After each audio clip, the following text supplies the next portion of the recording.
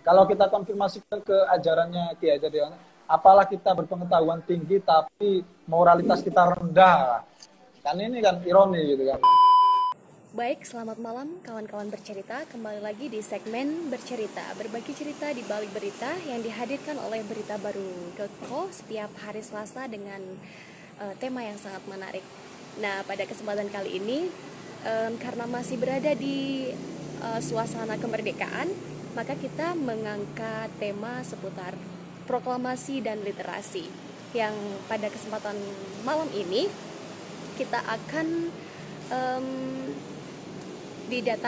akan bergabung dengan narasumber kita, yaitu seorang pemuda penggerak literasi, yaitu Mas Al-Muiz Lidinillah.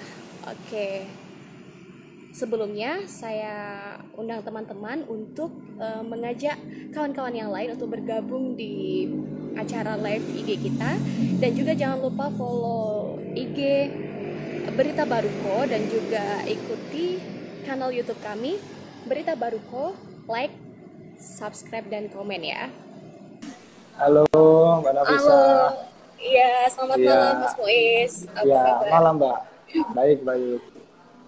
Oh ya, Mas, sebelumnya saya ucapkan terima kasih karena sudah menyempatkan waktunya untuk bisa bergabung dengan kami di segmen bercerita. Ya, makasih Mbak.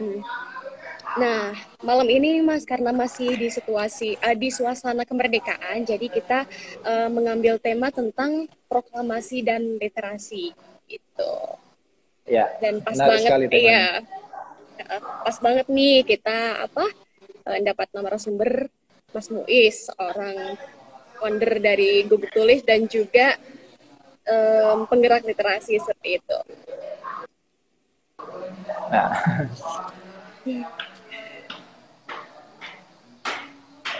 Oh ya Mas, langsung saja nih ya kita ngobrol-ngobrol. Ya, mungkin teman-teman sudah nunggu. Iyalah, ngobrol santai gitu kan ya. Jangan lupa kopinya gitu kan. Iya. Nah, ngobrolin soal literasi nih Mas. Kan literasi itu memiliki banyak pemaknaan seperti itu, bukan hanya minat di bidang baca tulis seperti itu. Nah, mungkin Mas Muiz bisa menjelaskan dulu apa itu literasi seperti itu, biar teman-teman juga paham. Ya, terima kasih Mbak Nafisa. Assalamualaikum, salam literasi teman-teman hadirin. Ya, selamat malam juga Mas Kiai Hadi Prayitno, ada Pak Pimret, Mas David, dan sobat-sobat pemirsa beritabaru.co yang selalu mengabarkan kebenaran, kebaikan, dan berita bagus untuk Indonesia dan juga rekan-rekan Gubuk Tulis dimanapun teman-teman berada. Terima kasih atas undangannya Mbak Nafisa dan tim Berita Baru dalam acara apa ini programnya, bercerita atau beda bercerita ya? Iya, berbagi cerita di balik berita. Iya, dalam program bercerita yang istiqomah diselenggarakan Berita Baru, ini program yang sangat keren dan sangat mengangkat wawasan, pengetahuan, dan pengalaman banyak orang gitu kan. Beberapa kali saya dan teman-teman juga mengikuti program bercerita ini gitu kan. Kali ini mungkin terkait literasi begitu Mbak ya, apalagi disangkut pautkan dengan suasana kibar-kibarnya merah putih atau proklamasi kemerdekaan begitu Republik Indonesia 75 tahun. Ini menarik ketika kita membincang literasi gitu kan. Tadi yang ditanyakan perihal literasi itu sebenarnya apa? Apakah hanya sebatas baca tulis dan seterusnya itu. Nah, memang begini, memang awalnya banyak orang menganggap bahasanya literasi adalah sebuah keterampilan atau kemampuan dalam hal membaca ataupun menulis. Tapi kemudian lambat laun literasi ini banyak diartikan atau diterjemahkan secara progresif mungkin ya. Jadi sebuah keterampilan yang tidak hanya sebatas membaca dan menulis, tapi banyak turunan-turunannya, ya kan? Seperti halnya orang yang gemar membaca atau menulis, kemudian kan keseringan kan menurunkan dalam sebuah karya-karya yang lain, misalnya menganalisanya, ataupun kemudian dalam membuat konten. Sehingga literasi di sini tidak hanya membaca yang sekedar membaca, tapi membaca yang mengkritisi. Gitu. Jadi ada penangkapan atau pengilhaman yang kritis atas sebuah wacana-wacana teks-teks yang ada yang dikomparasikan dalam konteks-konteks itu tadi. Nah itu, dan kemudian karena ini eranya milenial atau revolusi industri 4.0 gitu kan, sehingga banyak kemudian teman-teman yang pegiat penggerak literasi itu mengkonversi segala pengalamannya dalam membaca, menulis, mengkritisi, ataupun membaca, memahami, menelaah, dan menafsirkan bahkan, karena itu kan proses yang alurnya serangkaian gitu kan, membaca, menelaah, menganalisa, menduga, menghipotesa, bahkan kemudian menafsirkan sesuatu hal. Nah, yang kemudian masuk pada wahana digital atau literasi digital. Itu jadi dikonversi dalam bentuk meme, infografis ataupun video-video sehingga membuat orang lebih mudah memahami apa itu pengetahuan yang akan disampaikan begitu, Mbak. Itu sih seputar literasi. Bahkan kan sekarang macam-macamnya banyak itu, Mbak. Ada literasi sastra, literasi kebudayaan, literasi politik, literasi kopi bahkan. Iya, itu Mbak bisa. Jadi semakin berkembang gitu ya Mas ya, apa pendefinisian tentang literasi itu sendiri. Iya, apalagi di era sekarang ini kan serba digital. Banyak sekali hoax bertebaran seperti itu ya Mas ya. Iya, itu tugasnya berita baru dan komunitas literasi gitu. Menangkal hoax. Ya, menarik. Kemudian kira-kira menurut Mas Boy sendiri perkembangan literasi kita hari ini tuh seperti apa, Mas? Iya, kalau berdasarkan ini ya, survei yang pernah ada bahkan yang sempat viral itu kan, biasanya Indonesia menempati ranking berapa? 61 ya, dari 63 negara itu kan, ranking 3 itu kan. Itu kalau di sekolah dapat trofi tuh, ranking 3 itu kan, dapat piala itu.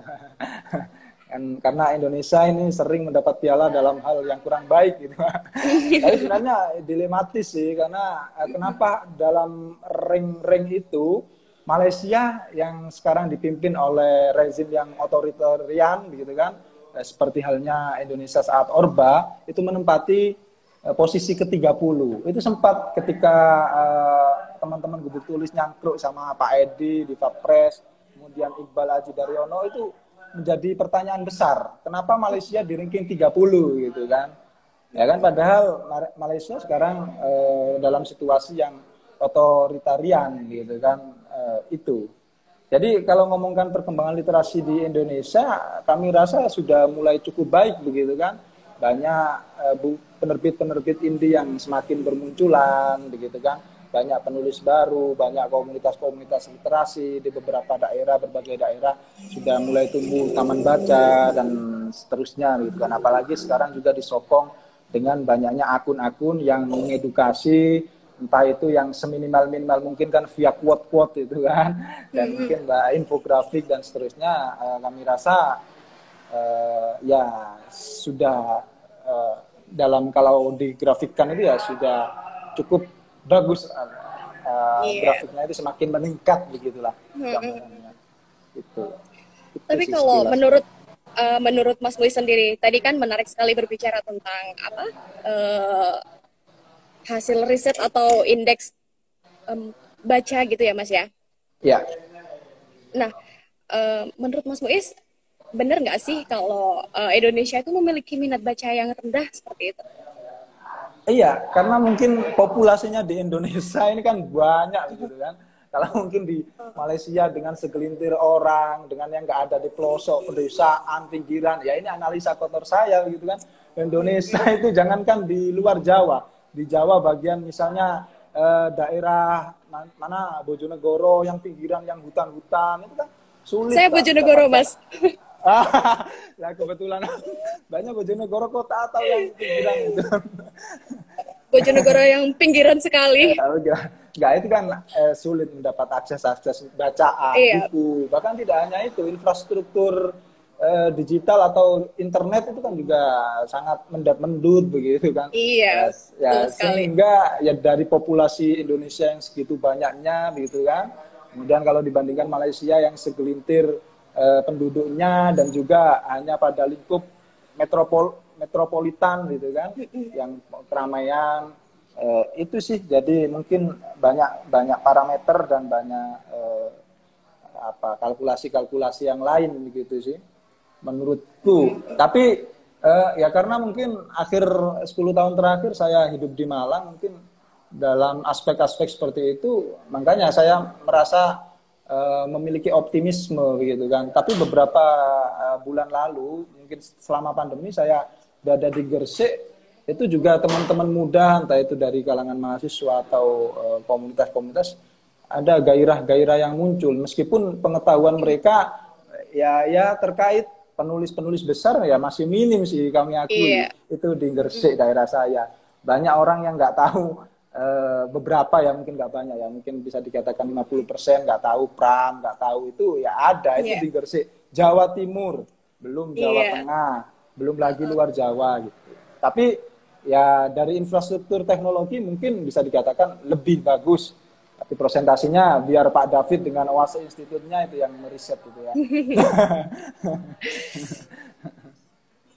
Iya, menarik sekali Mas.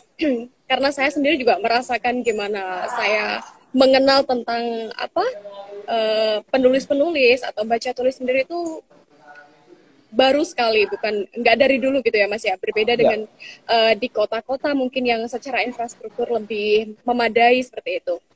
Nah, menurut Mas Muiz sendiri, bagaimana kira-kira untuk menjangkau gerakan literasi terhadap daerah-daerah yang terpinggir atau bahkan terhadap warga miskin seperti itu, Mas?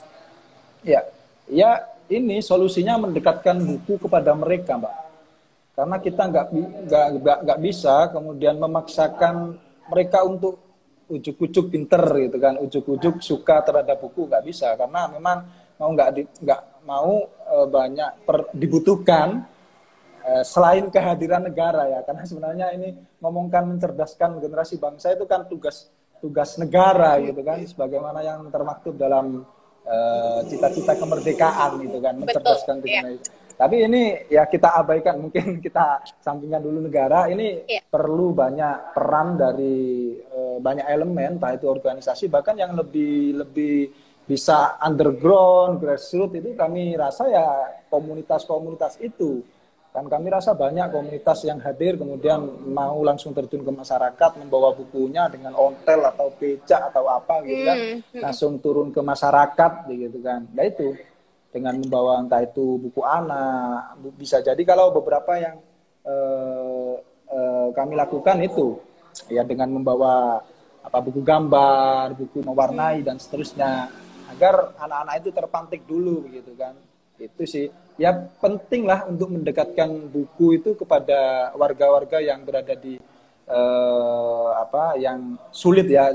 Kalau ngomong pelosok pinggiran kan gak enak gitu kan, ada sekat. Mungkin yang sulit mendapatkan akses dan infrastruktur itu perlu kita dekatkan gitu. Makanya penting untuk memperbanyak komunitas literasi, dan teman-teman ini yang merasa peduli terhadap pendidikan itu ya terjun begitu sih menurutku. Berarti kan mungkin seminggu sekali begitu kan. Berarti kan sebelum Mas ya, sebelum mendekatkan mereka dengan buku-buku misalnya, setidaknya memberikan wawasan bahwa literasi itu penting. Nah, gimana itu Mas untuk itu penting sih memberikan wawasan. Cuma ini kan sebenarnya itu kan kadang peran itu diambil alih sama pendidikan formal, Mbak. Ya kan? Betul. Nah, pendidikan formal yang bisa dikatakan ini mungkin peserta didik mungkin di hampir beberapa sekolah itu tidak di pola, tidak di sistem untuk membaca buku atau mengenalkan buku. Saya pernah bubuk tulis diajak ke salah satu sekolah Kristen SD SMP itu, yang menurut saya keren. Di situ itu setelah upacara bendera hari Senin itu mereka itu, selama di daerah Kebonagung, kalau nggak salah Kebonagung, sudah masuk Kabupaten Malang. Itu sebelum pelajaran 2 jam setelah upacara bendera itu peserta didiknya diminta untuk membaca buku yang diberikan oleh guru-gurunya. Bukan dipaksa, tapi mereka memilih buku terbaik yang dia pilih saat itu, yang kemudian diceritakan antar kelompoknya. Dan mungkin ada yang berani speak up, mungkin sudah hatam bukunya untuk menceritakan buku yang sudah dibaca sampai tuntas itu. Mungkin pola-pola itu penting sih, sehingga sekolah tidak hanya mengajarkan rumus-rumus, hafalan, dan seterusnya. Tapi buku itu yang sekiranya bisa memantik logika, nalar, imajinasinya para siswa itu disodorkan ke mereka. Ya kan? Itu sih. Sambil mungkin juga motivasi untuk gemar membaca atau yang lain, perihal literasi yang lain, mewarnai, membaca, melukis bahkan gitu kan, atau apalah yang lain itu perlu dipantik oleh gurunya. Dan juga mungkin secara informal gerakan-gerakan sosial terkait literasi ini ya, karena untuk gedabrus, maksudnya memperkenalkan literasi secara gedabrus, secara oral gitu kan, oral ya, menyampaikan secara oral itu kurang menarik gitu kan. Sehingga perlu pantikan-pantikan, misalnya permainan tradisional, gitu kan. Soalnya Bubuk Tulis juga pernah beberapa kali itu bagaimana sih inovasi kita agar menjadikan sebuah kegiatan, misalnya kan kita punya lapak buku, agar ya menjadi daya tarik tersendiri ya kan. Lapak kita itu akhirnya kita menghadirkan permainan egrang gitu kan. Terus bola dan seterusnya. Yang sudah mungkin egrang sama layang-layang mungkin. Main layang-layang dan seterusnya. Dan setelah itu kan mungkin mereka akhirnya yang capek bisa santai baca buku gitu kan. Akhirnya kita dari beberapa tim kita dongengi, kita ceritakan sesuatu hal gitu sih. Jadi nggak kemudian mendakwai ya, gitu sih. Harus dengan cara-cara yang soft. Apalagi di desa itu pasti itu sulitnya minta ampun gitu. Iya, itu. Tadi Mas Muiz sudah beberapa kali nyinggung soal gubuk tulis seperti itu. Mungkin bisa diceritakan dulu sama teman-teman apa sih itu gubuk tulis gitu, Mas? Ya, gubuk tulis ini ya awalnya memang sekedar komunitas cangkruan sih, Mbak. Komunitas cangkruan yang kemudian ternyata kita memiliki kegilaan yang sama gitu kan. Wirawiri ke kedai, warung kopi, bawa buku, nulis, desain gitu kan. Kemudian bikin diskusi dan seterusnya. Nah, akhirnya kita menginisiasi, awalnya itu portal website namanya Gubuk Tulis itu. Yang awalnya gratisan sih, WordPress ya kan. Ya sekarang ya alhamdulillah ya sudah 2016 akhir, alhamdulillah bisa yang minimal di bawahnya 10 strip ya dari berita.co ya. Kalau .co kan mahal gitu kan, kalau .com itu kan murah. Itu kemudian kita ya itu sih sebenarnya tujuan utamanya mengaktifasi, mengupgrade diri kita, lingkungan kita agar ya itu tadi meningkatkan kapasitas literasi kita sih. Yaitu awal mula Gubuk Tulis 2016 Februari 4 Februari bahkan saya hafal betul 4 Februari 2016 berarti berapa tahun ini ya? 4 tahun ya? 4 tahun ya. 4 tahun lebih. Yaitu dan kemudian banyak kegiatan yang kita inovasi ya tanpa sponsor apapun, kita bantingan dan seterusnya, jualan buku. Pokoknya itulah kegiatan Gubuk Tulis, karena kami memang nggak mengandalkan siapapun, yang penting kita bergerak dan bermanfaat gitu. Meskipun beberapa dulu waktu ngelapak kita kesulitan mendapat buku anak, karena memang dulu kan waktu ngelapak kita mengkompilasi atau mengkumpulkan bukunya teman-teman sekeliling kita. Kamu punya buku apa? Rata-rata buku Tan Malaka, Sogi, Soekarno. Lah kan nggak ada anak-anak itu yang baca itu kan. Ini kok bangga kita nggak tertarik. Akhirnya kami mengkontak teman-teman, salah satunya Mas Eko itu Perpustakaan Anak Bangsa, kita mengkontak, akhirnya dikasih buku anak, karena Mas Eko banyak buku-buku anaknya dikasih. Terpantik dengan buku-buku yang menarik gitu ya Mas ya. Iyalah, buku-buku yang ringan. Ya, anak-anak disodorkan Soekarno tanpa angka Syahrir Mm-mm. itu sih. Iya, menarik sekali tadi apa ya, latar belakang dan juga rintangan-rintangannya sepertinya banyak sekali ya Mas ya, apalagi untuk Ya, memulai seperti itu. wah, yang iya mulai ya, ya itulah keluar masuk anggota, apalagi komunitas begitu kan sifatnya lebih luas gitu kan. Itu Mm-mm. dan ya gitu rintangan-rintangannya dan bahkan pernah waktu kita ada program namanya jagongan itu kita kan suka itu kalau jagongan kan sasarannya itu mahasiswa pemuda Mm-mm. itu kan kita sering buat diskusi dengan tema-tema yang mungkin bagi bangsa ini atau bagi negara itu sensitif misalnya tema-tema komunisme PKI tema-tema Syiah Sunni itu waduh pernah juga nobar tema-tema kekerasan 65 bedah buku Wijaya Herlambang kekerasan budaya pasca 65 aduh intel-intel berdatangan tapi ya kita bisa merekonsiliasi maksudnya berdamai dengan aparat-aparat akhirnya kita diperbolehkan lanjut gitu ya ya kesulitan-kesulitan yang biasa sih karena memang lingkaran kita sebelum punya komunitas memang sudah ya ya gemar melakukan hal-hal yang aneh sebelum berkomunitas itu sih. Uh-uh. Nah, itu kan Mas Muiz apa ya bergeraknya di wilayah perkotaan lah, katakanlah mungkin banyak Ya, mahasiswa yang mudah untuk diajak mungkin berdiskusi atau ya, nah, seenggaknya ya, meskipun tidak tertarik, seenggaknya itu sudah memiliki wawasan lah tentang pentingnya literasi gitu Mas. ya benar. Uh-uh.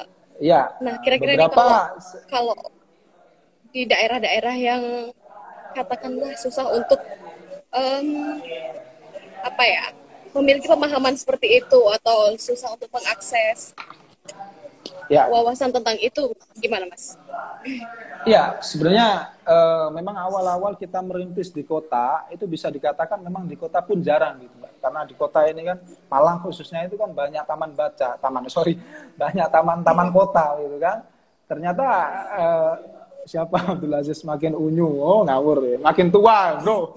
Jadi taman itu yang bisa dikatakan ya pemerintah kota selesai membuat taman tidak memberikan ini sih sebuah kegiatan-kegiatan yang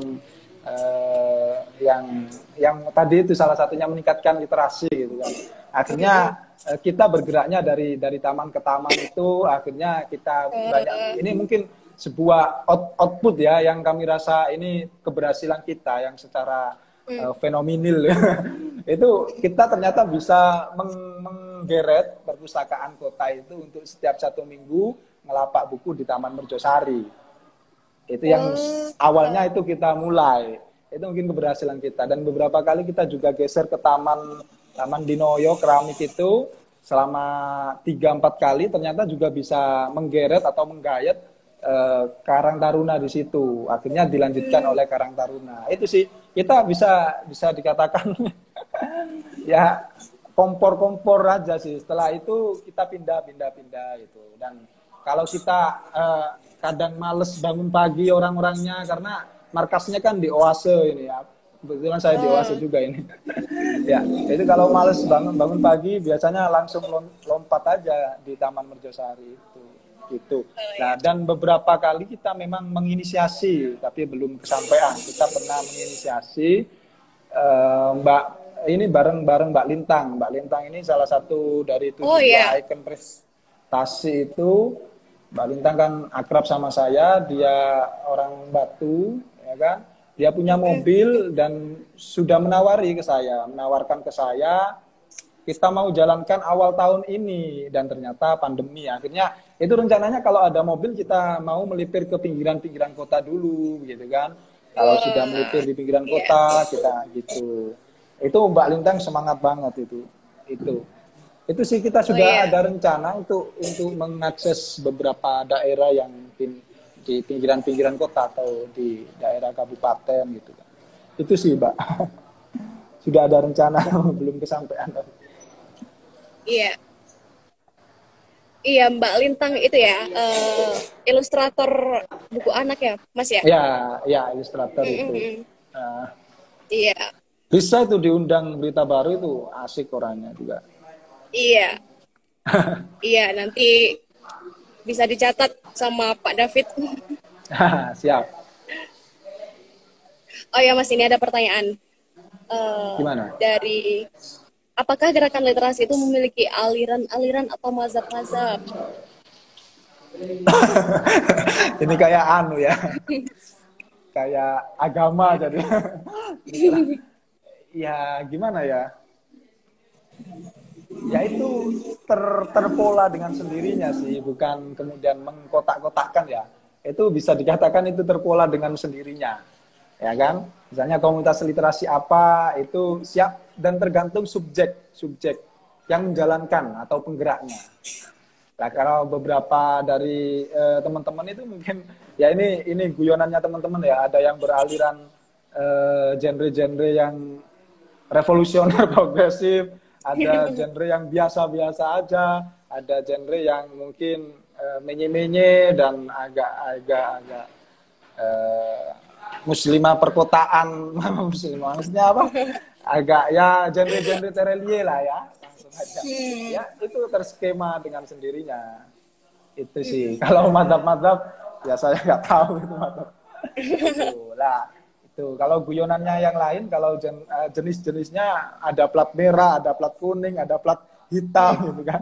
Ada yang taman baca atau komunitas yang didanai pemerintah, ada yang dapat sponsor, ada yang nggak dapat Ada yang apa-apa. mandiri. Nah, itu sih.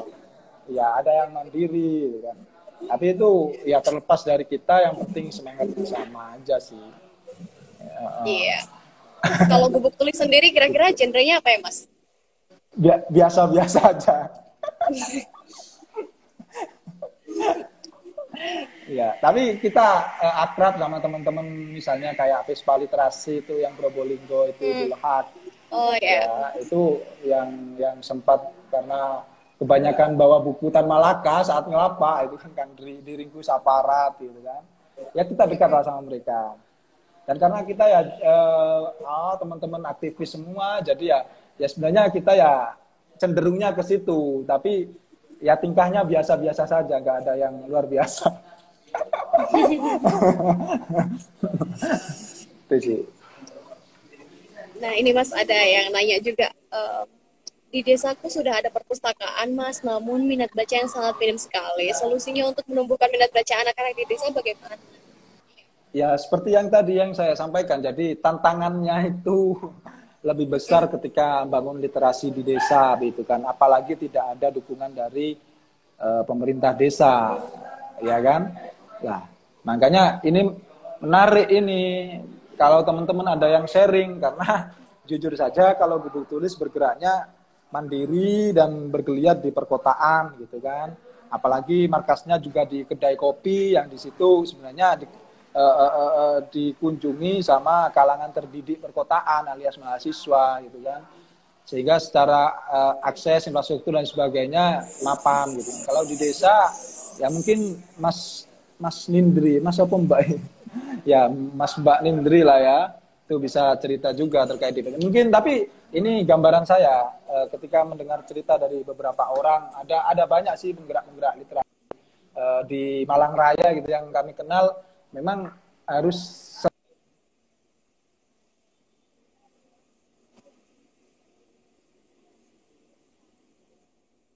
melibatkan masyarakat atau melibatkan anak-anak misalnya, sehingga jangan kemudian setelah mendirikan perpustakaan atau taman baca di desa ya perpustakaannya dijadikan museum. Ya kan, takut, yang mau datang kan takut gitu kan ya. Nah, yang penting itu memberikan nyawanya. Yang penting itu memberikan nyawa dari perpustakaan yang kita kelola di desa itu. Nah, siapa Betul. yang bisa memberikan nyawa? Ya penggeraknya, inisiatornya, foundernya, itu kan. Dan Iya. sehingga taman bacanya itu dirasakan sama banyak orang. Misalnya kalau di tengah pandemi ini, misalnya taman bacanya selesai baca buku 1 jam misalnya ini kan. bisa menggunakan wifi secara sukarela untuk kegiatan belajar misalnya. Ya seperti itu. Atau misalnya momen-momen kemerdekaan seperti ini diadakan lomba misalnya baca puisi gitu kan. Ya minimal dihadiri misalnya karena orang masyarakat kan suka dengan euforia atau formal-formal gitu kan, kegiatan formal misalnya menghadirkan kepala desa, lurah dan sebagainya. Itu kan juga akan memantik banyak orang untuk hadir, banyak orang untuk ya nimbrung gitu, sehingga nggak bisa kemudian kita bawa buku gitu kan, bisa sodorkan, ayo baca. Ini ada buku menarik dek, bukunya si A, bukunya si B, gitu kan. Nah, silakan dibaca. Jadi itu tadi dengan bisa jadi seperti banyak memperbanyak kegiatan di itu, dan yang penting tidak boleh pesimis gitu kan. Karena memang namanya ngerintis berat, seperti halnya Gubuk Tulis di awal, itu kita itu kan jagongan itu rutin, bahkan mungkin ada 100 jagongan itu diskusinya. Itu kita pernah jagongan atau berdiskusi dengan 3 orang. Dengan 3 orang. Bayangkan, orang. Tapi kita lanjut 3 orang. Kita menulis, upload itu dulu awal-awal 1-2 tahun itu kita istiqomah mengupload tulisan, misalnya di websitenya. Kita harus, tulisan siapa, kita harus mempublikasikannya ke website Gubuk Tulis tadi. Jadi istiqomah tadi itu yang penting. Nah itu nanti yang akan dilihat orang. Seperti halnya banyak teman-teman itu ngelapak di ini, ngelapak setiap minggu dan seterusnya. Tadi itu ya wis. Istiqomah, banyak-banyak buat kegiatan yang ini ya, jangan yang diinginkan oleh pegiatnya, tapi yang sekiranya itu dimaui atau dibutuhkan oleh masyarakat. Itu masuk lewat pintu mereka aja dulu, maksudnya masuk lewat kebiasaan diminati, mereka. Masuk. Iya. Itu sih. Jadi yang paling penting itu ruh dari itu sendiri ya Mas ya, gerakan literasi itu sendiri ya Mas ya. Ya. Supaya substansi dari gerakan literasi itu sendiri dan juga konsistensi serta optimisme itu tumbuh dari situ. Karena kan banyak nih Mas yang bisa bikin semacam perpustakaan jalanan atau rumah baca, tapi untuk mengelola atau menghidupinya itu yang susah. Ya. Kalau bikin aja gampang. Iya. Menghidupinya itu. Kalau bikin kita beli, misalnya kita punya uang 1 juta, misalnya kita beli itu buku 1 juta, kita buatkan rak, taman baca, buat. Berikutnya besoknya ngapain kan gitu. Iya. Itu sih. Nah, ini Mas ada pertanyaan juga. Survei yang Mas bilang tadi sepertinya lebih merujuk ke tingkat pemahaman bacaan secara kontekstual yang rendah. Alih-alih rendahnya minat baca. Menurut Mas Muiz, mana yang lebih penting? Nah, ini Mas. Ini apa ini maksudnya ini? Mas,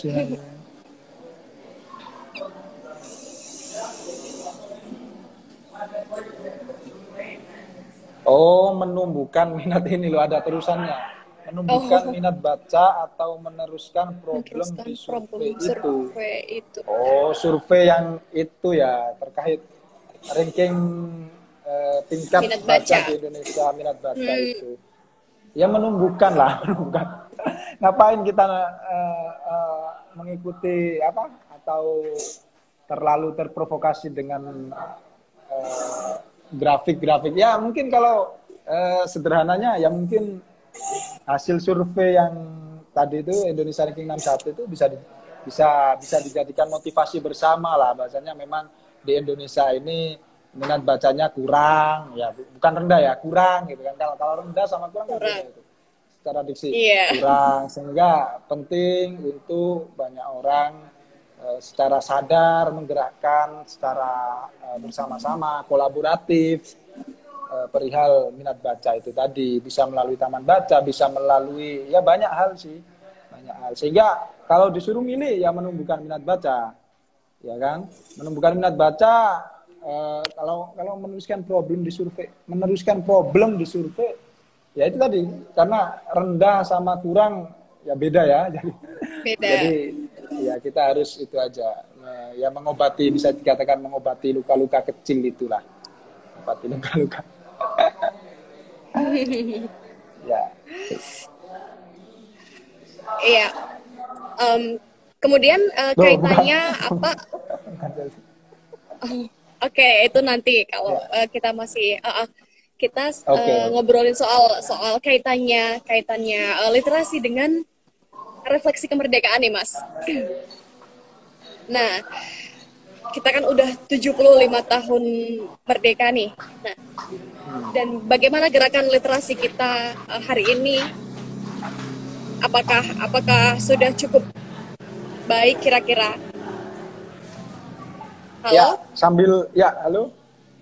Ya. Sambil menambahkan yang tadi itu, yang rendah pemahamannya, kalau ngomongkan rendah sama menumbuhkan literasi itu sama pentingnya. Kalau ini aspeknya ya, rendah pemahamannya berarti kan rendah dalam ini menangkap sebuah informasi, sehingga karena rendahnya penangkapan kita terkait pengetahuan atau informasi itu menjadi problem juga, sehingga perlu kita antisipasi. Karena rendahnya pemahaman kita terhadap sebuah diskursus, wacana, ataupun informasi yang beredar, itu kan yang kemudian menjadikan banyaknya spam-spam di jagat digital kita, begitu kan? Banyak hoax, kebencian, sara, dan seterusnya itu. Sehingga ya tadi itu karena kan ini kan sebuah era, kalau kata banyak orang ini kan era disrupsi, peralihan dari teknologi revolusi ketiga, revolusi 3 ke revolusi 4. Nah, ini kan yang banyak orang yang kemudian belum bisa memahami peredaran informasi yang ada. Nah, bagaimana cara agar masyarakat ini bisa mapan pemahamannya, ya salah satunya dengan menumbuhkan literasi tadi. Itu problem itu perlu kita atasi, ya kan? Problem rendahnya pemahaman kita terkait segala hal itu dengan meningkatkan atau menumbuhkan literasi yang ada. Misalnya ya saling mengingatkan, misalnya kalau di WhatsApp atau di Instagram, Facebook, dan seterusnya itu, misalnya ada teman-teman yang membagikan tulisan tanpa ada sumber, itu kan berarti ya belum terverifikasi, sehingga kita perlu dia sering-sering untuk mengedukasi orang-orang yang seperti itu, mempertanyakan tulisannya dari mana, gitu kan, atau yang lain, sehingga itu tadi untuk menumbuhkan. Nah, kemudian beralih pada proklamasi dan semangat literasi, gitu kan ya. Ya nanti terlihat proklamasi dan perkembangan literasi ini menjadi penting, karena dulu itu kan kayak misalnya Tan Malaka, Soekarno, Sarir, itu kan, Agus Salim, dan seterusnya, itu kan nggak ujuk-ujuk merumuskan kemerdekaan itu dengan mempersiapkan atau memerangi kolonial itu kan. Tapi mereka membaca kondisi itu dan menuliskan banyak hal, seperti halnya misalnya yang dilakukan oleh tokoh-tokoh perempuan, misalnya Dewi Sartika, Kartini, yang lain lah ya, yang banyak.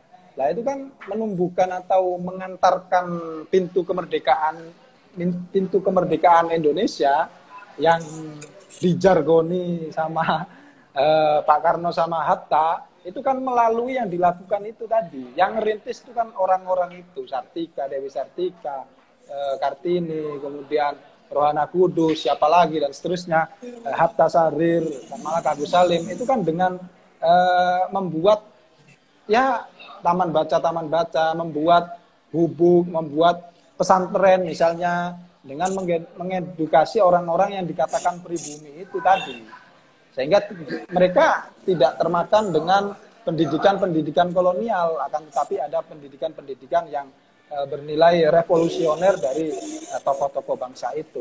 Dan kalau dilihat, ini menarik, misalnya kita generasi muda atau mahasiswa atau yang lain, ini kenapa kemudian kita tidak menggairahkan mencintai buku, padahal mereka founding father kita itu kan semuanya kan membaca dan juga menulis Iya. buku gitu kan. Iya. Membaca dan menulis buku. Nah, kita ini kan katanya dengar-dengar ini kan masih dalam penjajahan yang masih dalam penjajahan bangsa sendiri, istilahnya Mbah Hasim gitu kan.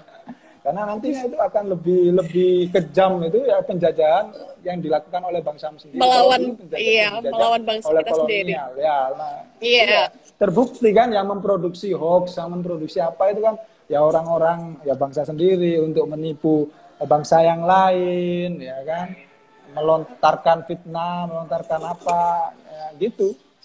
Jadi semangat proklamasi kemerdekaan 75 tahun ini mari kita jadikan refleksi bersama bagaimana kita itu melek terhadap literasi itu dan menyadari akan pentingnya literasi itu, bahwasannya literasi inilah yang menjadi salah satu ujung tombak mengantarkan gerbang kemerdekaan itu tadi. Sehingga kita jangan sampai abai terhadap masyarakat di sekitar kita yang kurang akses bukunya, yang minim terhadap pengetahuannya, dan seterusnya. Itu. Yaitu jadi ya semangat membaca, menulis, mempengaruhi orang lain untuk membaca.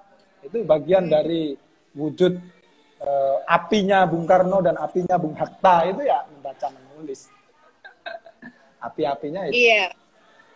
Kalau dulu banyak misalnya Pram itu kan bukunya banyak diberangus karena menyuarakan kebenaran, keadilan lah. Nah itu ya kita kan dalam situasi yang seperti ini ya situasi yang bisa dikatakan lebih mapan dari dahulu, nggak ada buku yang dibakar dan seterusnya.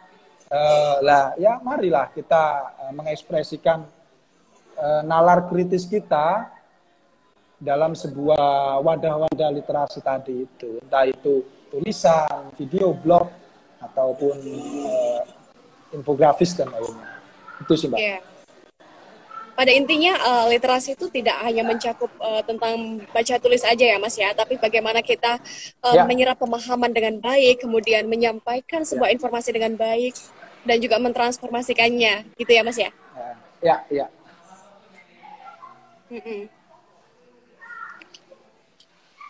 Nah, ini Mas ada pertanyaan, bagaimana menurut sampean terkait pikiran-pikiran Ki Hajar Dewantoro dan seberapa penting pikiran Ki Hajar Dewantoro terkait dunia literasi yang ada di Indonesia? Iya, menarik ini. Ini sebelumnya ada lagi nih dari Green, tapi mungkin Ki Hajar dulu lah. Iya. Ya. Sebenarnya saya tidak banyak memahami konsepsi falsafah pendidikan Ki Hajar Dewantara ya. Karena saya nggak pernah, belum membaca bukunya ya secara komprehensif dan menyeluruh. Tapi kan ada falsafah yang menarik, yang akrab kita dengar gitu kan. Ing ngarso sung tulodo, ing madya mangun karso tuturi handayani gitu kan. Lah itu kan sebuah ajaran falsafah Jawa. Jadi orang itu kalau berpengetahuan itu agar tidak sombong, agar kemudian itu menunduk, semakin berisi, semakin menunduk ke bawah, bukan semakin angkat leher, angkat kepalanya dan seterusnya. Itu bagi saya menarik itu falsafah pendidikan dari Ki Hajar Dewantara. Tapi sebatas itu yang yang saya pahami terkait itu, Pak. Apa sih terjemahannya itu? Saya lupa. Engarso Sungtulodo di depan memberikan contoh ya. Engarso Sungtulodo. Iya. Ya, intinya suri tauladan itulah. Jadi kita itu jangan ya tadi seperti halnya literasi tadi yang ketika di desa itu bagaimana kan kita nggak bisa menceritakan memberikan ajakan-ajakan yang radikal gitu kan. Ayo membaca, ayo. Kalau nggak membaca nggak merdeka. Nah makanya Engarso Sungtulodo tadi harus memberikan contoh. Lah kalau penggerak literasinya ya membersamai gitu kan. Ya itu. Ya itulah pada aspeknya adalah suri tauladan itu. Kalau ditarik lagi ke falsafah yang lebih jauh kan falsafahnya Nabi Muhammad itu kan dengan Islamnya yang Iqra wahyu pertama diturunkan, bacalah memberikan, dan Nabi Muhammad diturunkan ke bumi untuk menyempurnakan akhlak misalnya, tidak jauh beda lah sama Ki Hajar Dewantara. Akhlak itu kan dari suri tauladan gitu. Itu. Ya itu ya. Iya, dan membaca itu saya ketahui. Jadi membaca itu tidak hanya sekedar membaca saja, tapi juga memahami dan juga Iya, iya, ya bisa dikatakan mengkonfirmasi ketika kebenaran kita, informasinya. kalau kita konfirmasikan ke ajarannya Ki Hajar Dewantara, apalah kita berpengetahuan tinggi tapi moralitas kita rendah. Kan ini kan ironi gitu kan. Makanya pendidikan itu selaras ataupun pengetahuan itu selaras dengan moralitas. Itu harus seimbang, bukan selaras, maksudnya harus berimbang dengan moralitas, etika dan seterusnya. Itu sih, Mbak. Nah, ini ada yang menarik nih Mas, pertanyaan. Apakah faktor kebiasaan membaca sejak dini bisa mempengaruhi negara tersebut dinobatkan menjadi negara paling bahagia? Ini konteksnya di negara Finlandia, yang menjadi negara paling bahagia di dunia nih Mas. Ya, masih sangat relevan. Oh, kok ini? Oh, yang tadi ya, yang terkait Finlandia. Happiness berdasarkan Economic Forum Internasional itu, dan juga yang pernah saya baca dari bukunya Steven Pinker, Enlightenment Now, dia membincang terkait kebahagiaan atau faktor happiness. Nah, happiness di luar sana, Finlandia, Swiss, kalau nggak salah mana lagi ya, ya beberapa ya. Saya ingatnya Swiss, terus Finlandia, mungkin Belanda, ya Belanda, Jerman dan seterusnya. Itu mendapatkan predikat atau indeks kebahagiaan yang tinggi. Salah satunya adalah akses buku, akses bacaan yang bagus, gitu kan. Akses bacaan yang bagus, bisa jadi bacaannya itu bacaan yang bergizi seperti toko buku asli.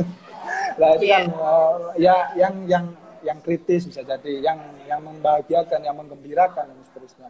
Dan juga aspek kebahagiaan yang lain dari buku itu, karena saya tuh kadang merenung, kenapa ya, kadang di film-film Hollywood itu kan pasti ada adegan aktor yang membaca buku, entah itu di kamar, entah itu di pantai dan seterusnya. Kadang itu saya merenung, iya ya, kenapa ya film Hollywood atau di beberapa film Hollywood itu ada contoh-contoh atau ada kebiasaan membaca buku yang diselipkan dalam film-film, entah action atau entah romance, entah apapun. Nah, itu kan menarik.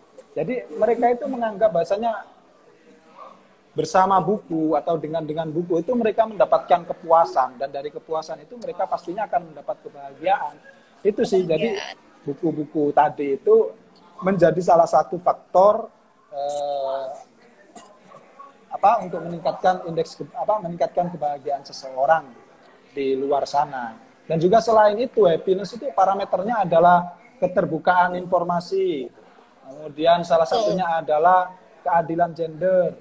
Jadi orang itu tidak kikuk gitu kan untuk berkumpul dengan beda ras, beda suku, beda warna kulit, itu tidak kikuk, menjadi hal yang biasa.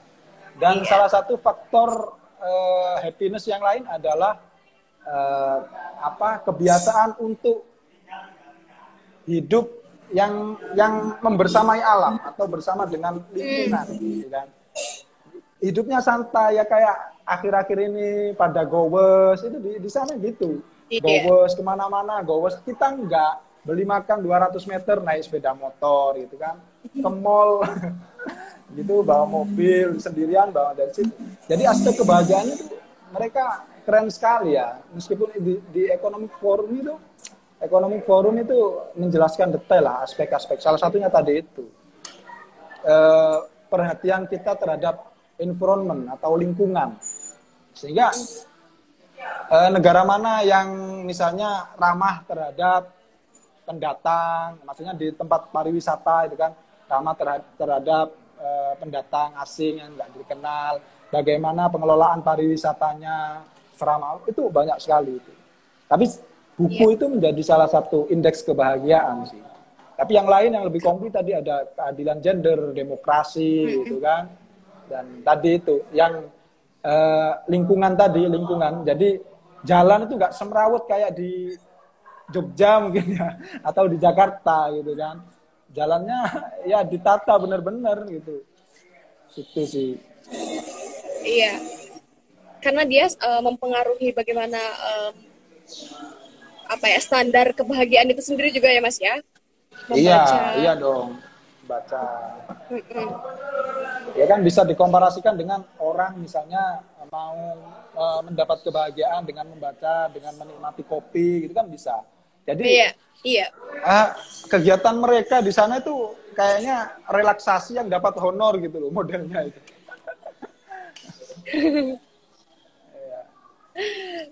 Jadi nggak kayak mesin-mesin, robot-robot gitu kan.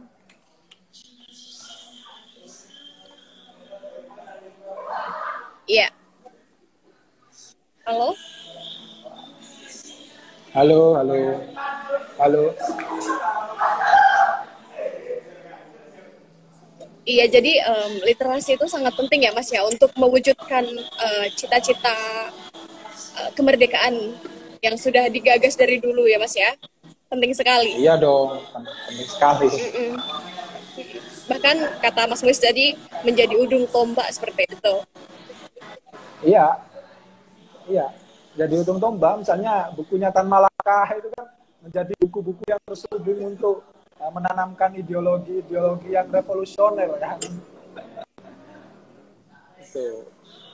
Ya, tidak hanya bukunya Tan Malaka, banyak lah saril-saril, agenda-agenda literasi politik yang terbukukan itu kan menjadi underground, menjadi gerakan-gerakan bawah tanah yang banyak mengedukasi tokoh bangsa ya untuk solid, dan itu tadi NKRI tadi itu 17 Agustus 1945.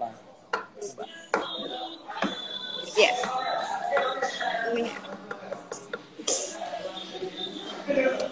Nah Mas, ini waktunya udah hampir habis. Gak kerasa nih. Iya. Karena di Ya, live di Instagram itu cepet banget. Iya benar. Iya. Cuman 1 jam waktunya. Padahal masih pengen banyak ngobrol lagi nih. Apalagi hostnya keren, jadi aku ngomong nggak kerasa kalau panjang-panjang itu ya. Iya. Jadi pada intinya adalah literasi itu bukan hanya sekedar hal-hal yang terkait dengan minat baca tulis saja ya Mas ya, tapi bagaimana kita memahami, kemudian mengkonfirmasi kebenaran tentang informasi, kemudian bagaimana kita menyampaikan informasi tersebut dengan benar dan baik, seperti itu ya Mas ya. Ya. Dan banyak sekali bentuk-bentuk literasi itu sendiri ya Mas ya. Ya. Nah mungkin itu dulu Mas, karena nanti keburu kita di cut karena waktunya sudah habis. Dekat sama Mas Zuckerberg ya. Iya. Ya. Mungkin lain waktu kita bisa melanjutkan diskusi kita lagi. Oke, siap. Menarik. Boleh lah. Terima kasih Berita Baru atas kesempatannya. Iya. Selalu keren. Kami juga. Dan Iya. menginspirasi. Iya, baik. Teman-teman, sampai di sini dulu obrolan dan diskusi kita terkait proklamasi dan juga literasi kita hari ini. Jangan lupa untuk follow IG kita di beritabaru.co dan juga follow akun YouTube kami, karena seluruh video dari bercerita akan ditayangkan kembali di kanal YouTube tersebut. Saya Nafisa, sampai jumpa.